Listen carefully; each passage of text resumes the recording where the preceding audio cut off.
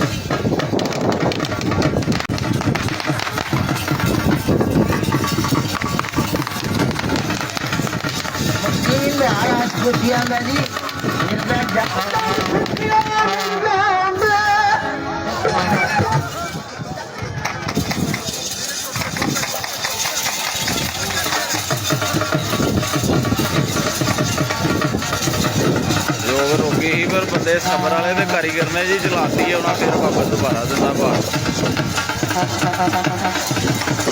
जल्दी जल्दी जोग रोकी है लेकिन बंदे सबर वाले भी ने तो कारीगर भी ने उन्हें अपने तरीके नाल ही चलाती।